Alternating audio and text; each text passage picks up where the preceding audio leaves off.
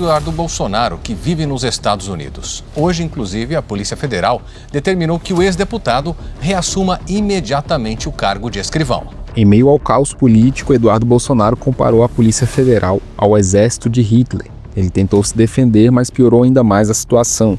Você vai ver a reação surpreendente da Polícia Federal em relação à situação de Eduardo Bolsonaro. Durante anos, Eduardo Bolsonaro construiu sua imagem atacando o Estado, criticando privilégios, funcionalismo público e instituições estatais. Ele dizia que o Estado era inchado, ineficiente e cheio de interesses particulares. Esse discurso não era periférico, era central. Era parte da identidade política que ajudou a eleger seu pai e consolidar uma base fiel que passou a enxergar o Estado como inimigo. Mas bastou a própria carreira entrar em risco e o Estado que ele dizia combater apareceu como solução. Mas quando a trajetória política dele começou a desmoronar, o Estado que ele dizia combater resolveu chamar ele de volta para trabalhar.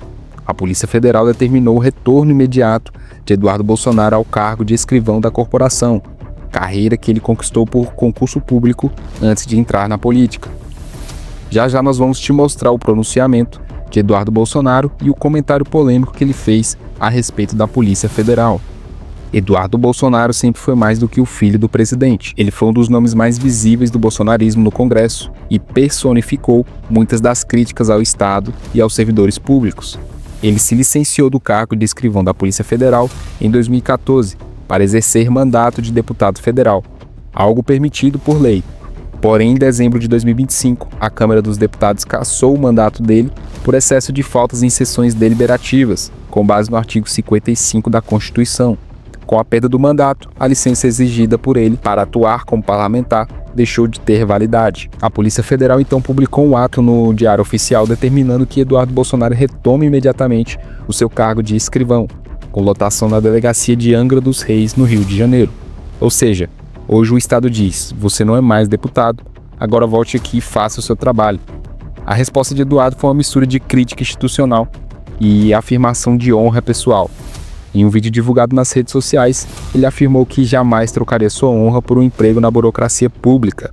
Ele chegou a classificar a determinação da Polícia Federal como parte de uma perseguição judicial supostamente coordenada pelo ministro Alexandre de Moraes, do Supremo Tribunal Federal. Além disso, fez um comentário gravíssimo no qual ele compara a Polícia Federal com o exército nazista. Veja o trecho.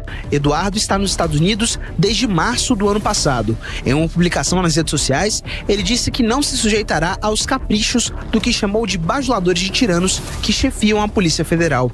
Eduardo também chamou a PF de Gestapo, a polícia secreta da Alemanha nazista, disse que a corporação faz o que bem entender com seu concurso e afirmou que jamais trocaria sua honra por um emprego na burocracia pública.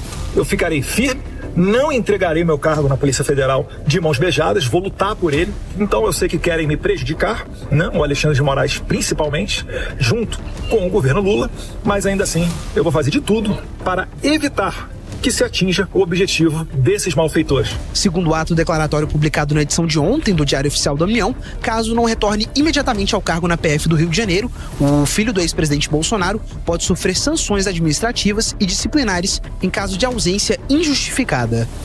Eduardo ainda declarou que pretende lutar para manter benefícios ligados à sua carreira como escrivão, como a aposentadoria funcional, porte de arma e a posse de sua pistola da corporação. Mas aqui fica um questionamento. Ele critica o serviço público, solta um comentário agressivo à Polícia Federal e agora quer continuar recebendo todos os benefícios, porte de arma e tudo mais. Isso é um tapa na cara do serviço público brasileiro. Mas será que essa guerra contra a burocracia só vale quando interessa politicamente? O episódio não surgiu do nada. Em setembro de 2025, a própria Polícia Federal abriu um processo administrativo disciplinar contra Eduardo Bolsonaro, após representação que o acusava de condutas incompatíveis com o cargo enquanto atuava nos Estados Unidos. Essa medida veio após críticas públicas dele à corporação e à representação de parlamentares que o acusaram de tentar usar seu posto para fins políticos, incluindo acusações sérias de obstrução e tentativa de interferir em investigações. Aqui entra um ponto importante. Ele sempre criticou a Polícia Federal, agora está sob investigação da própria instituição que ele atacava. Existe uma frase famosa que resume bem essa situação. Abre aspas. Ele procurou tanto que agora achou. Fecha aspas. O mesmo Estado que ele queria derrubar, agora é quem está institucionalmente avaliando a conduta dele.